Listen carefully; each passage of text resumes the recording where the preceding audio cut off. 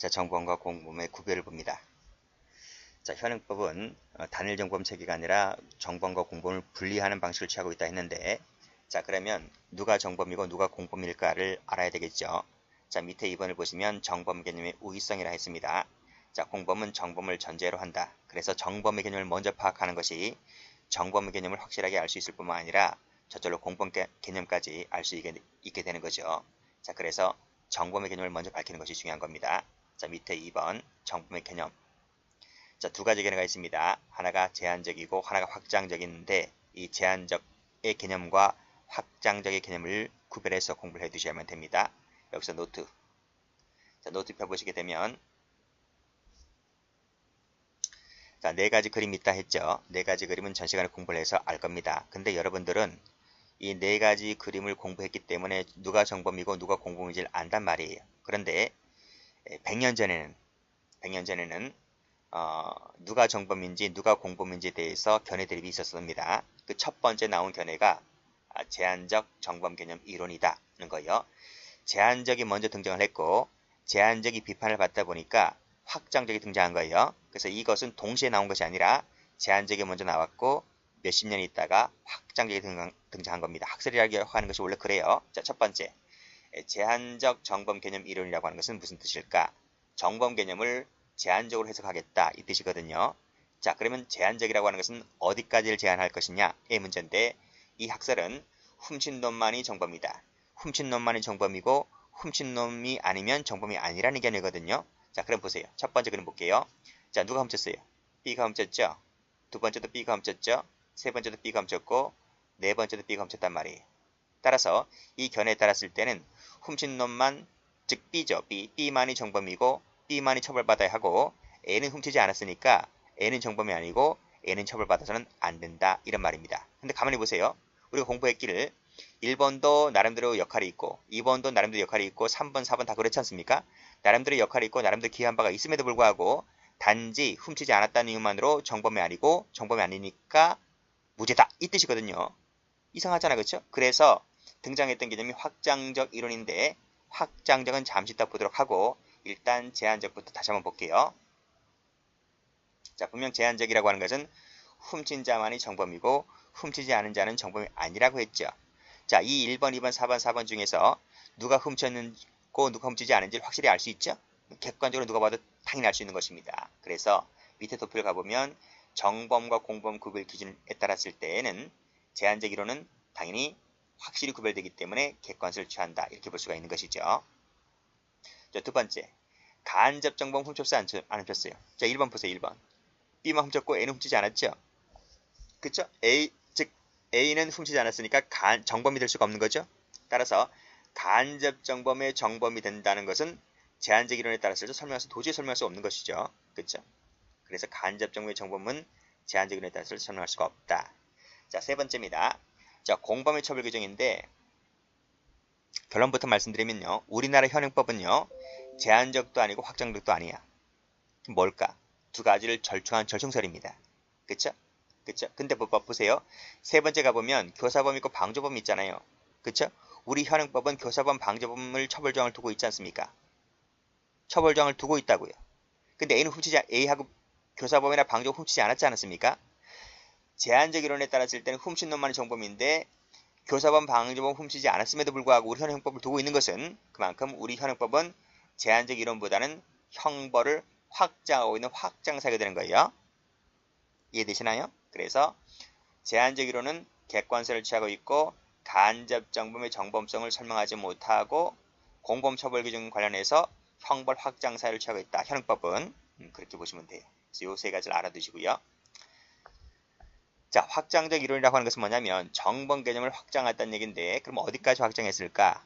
자, 보면 훔치는데 기여한 놈이라면 이유 여하를 불문하고 무조건 정범이다. 이런 말입니다. 따라서 1번, 2번, 3번, 4번을 보게 되면 B는 당연히 훔쳤으니까 당연히 정범이 되는 건 당연하고요.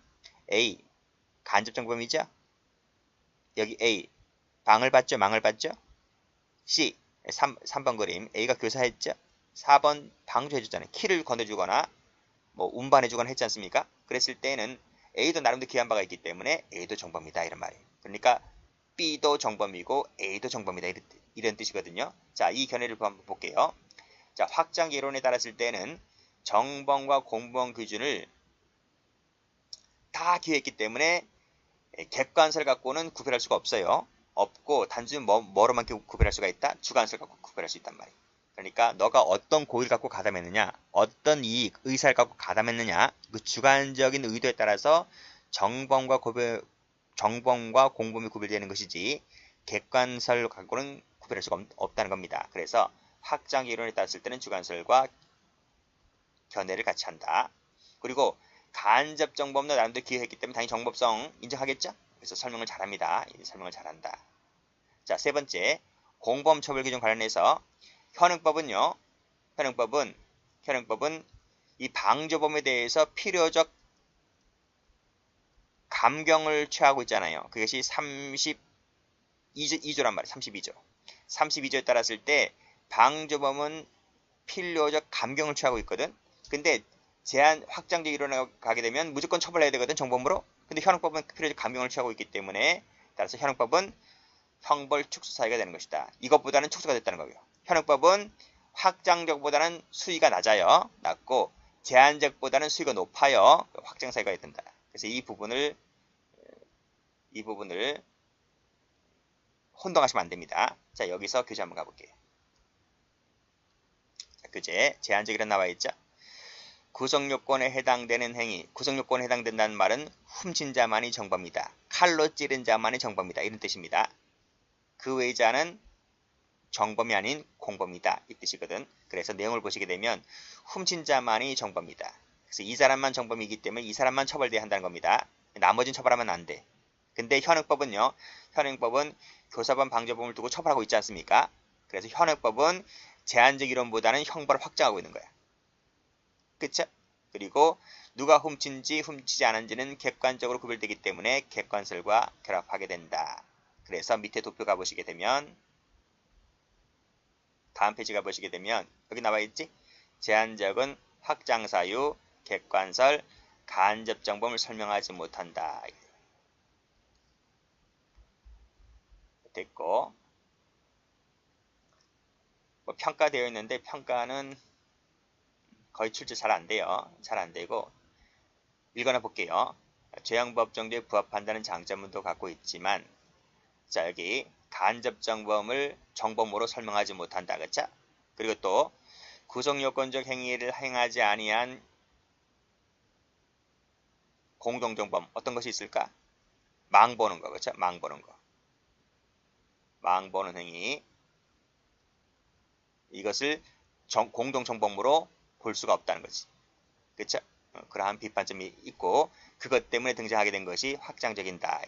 동그라미 2번도 체크해 두세요. 동그라미 2번도 예전에 사법시험에 나온 적은 있어요. 자, 확장적이라고 하는 것은 조건을 설정한 자, 즉 어느 정도 기여를 했다면 모두 다 정범이다 하는 견해고 이것은 정범과 공범을 구별하는 현행법의 태도에는 맞지 않고 정범을 하나로 보는 단일 정범 체계와는 결부되는 견해가 되죠. 뭐 조건서까지는 알 필요 없고. 동그라미 1번 교사범이든 정범이든 모두 다 정범이다. 정범으로 처벌돼야 하는 것인데 현행법은 그렇지 않죠. 현행법은 정범의 경우는 필요적 감경을 취하고 있기 때문에 현행법은 확정적보다는 형벌을 축소하고 있는 축소 사유로 됩니다. 그 다음 객관적으로는 구별이 안 되기 때문에 따라서 주관설과 결부하게 된다는 것이고 그래서 도표 가보시면 확장적은 형벌 축소 사유, 주관설과 결부된다. 간접정범이 정범이라는 것을 설명 잘한다. 이런 말입니다. 됐나요? 됐어요. 자, 그래서 평가를 보시게 되면 간접정범을 정범으로 아주 설명을 잘해요. 그렇지만 정범의 범보다 감경하는 근거를 설명하는데 이런적 어려움이 있죠. 그 종범형을 감경하는 것이 이제 현행법이란 말이에요. 정범 개념이 너무나 지나치게 확대가 되고 있기 때문에 죄형법정주의 보장적 기능을 침해한다는 부분도 있고 그렇습니다. 됐죠? 자, 여기서 이걸 왜 공부하냐면 여기 한번 보세요. 장 21년도 경찰 2차 시험인데 학설 얘기죠. 학설 얘기 나왔단 말이에요. 이제 경찰 채용도 이제 필수 과목이 되니까 문제 수준이 높아진단 말입니다. 자, 보세요. 또 기억본 보시면 형식적 객관설 나오지? 그쵸? 보시면 구성요건적 행위를 전부 일부 실행한 자를 정범으로 보고 그 외의 것은 공범으로 보는 견해가 형식적 객관설이고, 그랬을 때 간접 정범은 훔친 자가 아니지? 간접 정범을 그래서 정범으로 인정하기는 어렵다는 내용이죠. 맞는 말입니다. 동그라미. 동그라미 2번. 스스로 구성요건적 행위를 한 자만이 정범으로 이해하는 제한적 개념 이론에 따랐을 때, 그게 바로 이거죠. 그렇죠?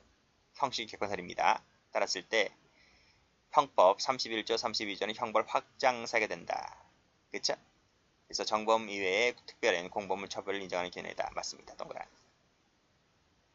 됐나요?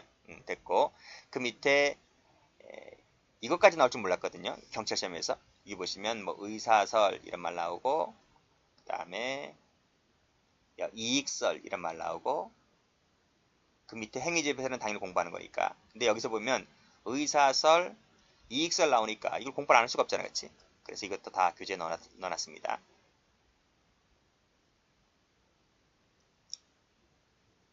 자, 교재.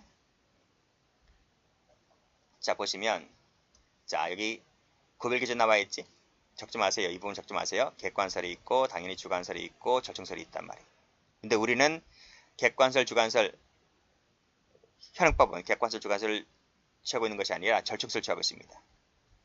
이것이 우리나라의 다수설이자 판례인데 여기서는 절충설이라 하지 않고 이것을 행위지배설 이렇게 불러요. 행위지배가 있으면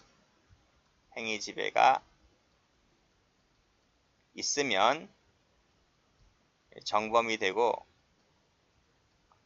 행위지배가 없으면 공범이 된다 는 견해가 행위지배설인데, 이것이 현행법이 취하고 있는 태도입니다. 그래서 종전까지는 이것만 공부하면 됐었는데 방금 제가 이 기출문제 말씀드렸듯이 21년도 경찰 2차 시험에 의사설, 이익설이 나오니까 뭐 다시 나오기에는 좀 버겁지 않나 하는 생각도 들지만 출제가 되었기 때문에 그 차원에서 좀 교재에 좀 넣어놨어요. 볼게요. 여기 보시면 객관설 나오지? 객관설 두 가지가 있습니다. 형식적 객관설, 실질적 객관설이 있고, 주관설 나와 있지? 주관설에서 여기 고의설 또는 다른 말로 의사설, 그리고 목적설 관련해서 이익설 교재에 넣어놨습니다. 그리고 마지막에 절충설이죠. 여기가 행위지배설을 넣어놨다. 이 3번만 알면 되거든. 근데 시험에 주관설이 나오니까 넣어놨는데 뭐 중요한 건 아닙니다. 자, 그러면 이제 형식적 객관설 볼게요. 자, 이 형식 객관설은 밑에 있는 실질설 객관설보다는 나름대로 제한적 이론에 보다 좀 충실한 견해입니다. 우리가 보통 저 앞에서 금지차고 배울 때 엄격고의설, 보통 고의설하면 엄격고의설을 말하지 제한적 고의설을 말하지는 않잖아요. 그치? 여기서도 보시면 제한적 개념 이론 했을 때 보통 형식 객관설을 취하고 있습니다. 자, 보죠. 구성요건에 해당하는 행위를 한 자가 정범이고 그 외의 자는 정범이 아니다. 방금 배운 거잖아. 여기서 보시면 제한적 이론하고 똑같잖아. 그치? 그래서 밑에 실질설도 나오긴 하지만 이것보다는 1번 견해가 보다 제한적 이론에 가깝단 말입니다. 자, 볼게요. 예. 갑과 을이 병을 살해할 의사로 을은 손을 잡고 있고 갑이 칼로 찔렀다. 찌른 자가 누구야? 갑이지, 갑. 그래서 칼로 찔른 자만이 정범이다. 그치? 칼로 찌르지 않은 자는 공범이다. 이 뜻입니다. 비판점. 망보는 자는 찌르거나 훔치거나 하지 않았기 때문에 무조건 정범이 되는 것이고, 그리고 스스로 행위를 하지 아니한 간접 정범 있죠? 집단의 배후 조종자, 이 사람들 전부 다 정범이 아닌 겁니다. 종범이든 망보는 자든 간접 정범이든 배후 조종자든 전부 다 뭐가 된다? 정범이 아니다는 비판을 받게 되는 거야.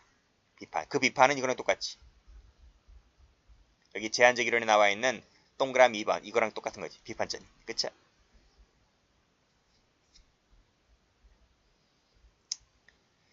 자, 그래서 다시 한번 문제 가볼게요. 문제 보시면 여기 형식 객관설, 객관설. 제한적이라는 거 똑같다고. 간접 정범을 정범으로 인정하기 어렵다. 맞는 지문이죠. 다시 오시면 두 번째로 이제 거론되는 것이 실질적 객관설인데, 실질적 객관설, 뭐 필연설, 동시설 있는데 이건 안 봐도 돼. 안 봐도 됩니다. 그냥 여러분들은 제한적 이론 할 때 보통 형식 객관설로 정리하시면 돼요. 굳이 뭐 필연설까지는 공부할 필요가 없다 이거지. 참고하실 분들은 보시지만 굳이 시험과는 관련 없어요. 자, 기출문제 보시고요.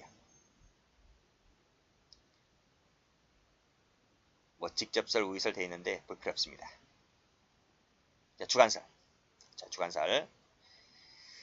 자, 주관설에 따랐을 때는 네가 가담할 때 여기서 이 네 가지 사례, 그쵸? A가 가담을 할 때, 여기서 A가 망을 볼 때, A가 교사를 할 때, 여기 방조를 할 때, 응? 네가 고의를 갖고 가담했느냐, 목적을 갖고 가담했느냐에 따라서 이게 달라진단 말이에요. 그게 주관설입니다. 그래서 고의설, 네가 정범의사로 가담했다면 정범이고 공범의사로 가담했다면 공범이다. 목적설은 너가 자기 목적을 위해서 가담했다면 정범이고 타인 목적을 위해 가담했다면 그건 공범이라는 거야. 그것이 목적설입니다. 됐어요? 그래서 기출문제에 가보시면 여기 의사설, 이익설, 그래서 어떤 의사를 가담했는가에 따라서 한번 풀어보시면 돼요. 다시 나올 것 같진 않아요. 됐고, 그 다음에 행위집에서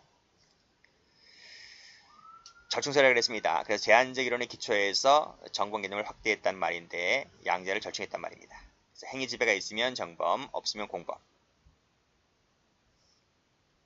됐어요? 자, 행위지배설이 두 가지가 있어. 두 가지가 있어. 여기 보면 우리 교재는 기능적 행위지배를 하나만 적어놨죠? 이거만 알면 돼요. 뭐 다른 지배설도 있는데 그것까지 필요 없고 우리 다수열과 판례는 기능적 행위지배설을 취하고 있다.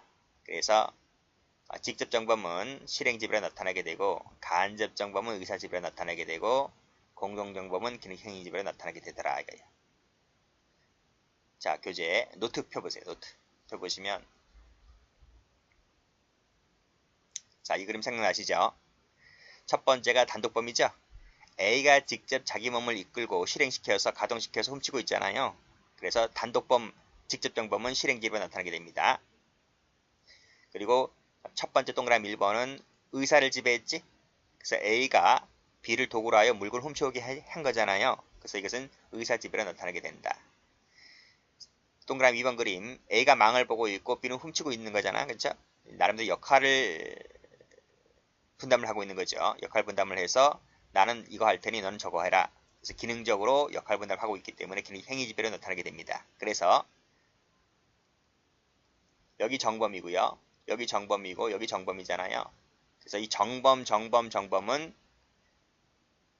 실행지배, 의사지배, 기능적 행위지배라는 행위지배를 가지고 정범의 개념을 취하고 있다.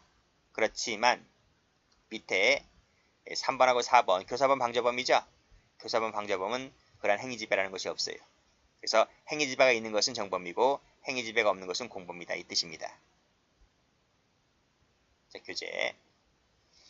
그래서 여기 정범의 경우에는 행위지배 등이 이름만 달리해서 있더라.